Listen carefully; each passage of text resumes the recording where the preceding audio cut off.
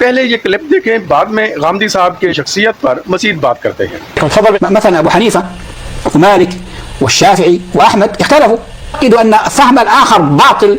نحب أهل البيت ونحب الصحابة ونحب كل شيء في دين الله، هم لا، على العكس. قال النبي صلى الله عليه وسلم: تركت فيكم الثقلين كتاب الله وعترتي. أين ذهبت هذه السنة؟ كيف يقول خذوا من عترتي؟ تشيع علوي، التشيع العلوي عاش الصحابة مع آل البيت مع بعضهم.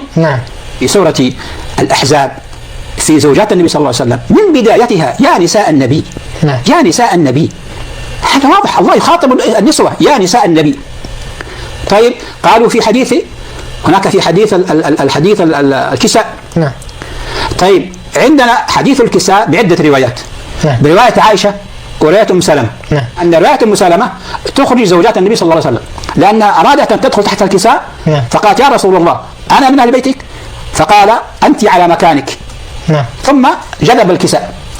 لكن لو تأملوا رواية أم سلمة فيها أن علي الكساء الثاني على علي والحسن والحسين، على الحسن والحسين وفاطمة رضي الله عنهم جميعا.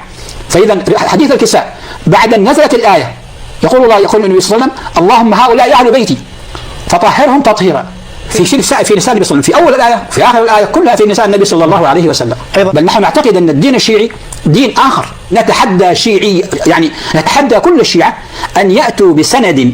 जनाब हमदान अल गामदी ने कहा: डॉक्टर साहब, मैं आपसे कहता हूं कि इस मामले का कहीं जिक्र नहीं करेंगे कि मैं शियत की तरफ रजू करने लगा हूं, क्योंकि मैं वहाबियत के अहम ओहदेदारों में से हूं। मेरी शियत जहर होने पर जान को खतरात और वहाबियत की तरफ से सख्त रद्द अमल सामने आएगा। हमदान गामदी साहब कहते हैं कि एक और नुक्ता ये है कि ये तकफीरी बिल्कुल जाली और अमरीकी फ़िरका है, और दर हकीकत वहाबियत अमरीका सेहूनी हुकूमत और मुसाद के मुतालबात का मजमुआ है। किसी असूल पर ये अमल नहीं करते और ये वहाबी भी नहीं है, क्योंकि वहाबियत भी एक असूल की पैरवी करती है।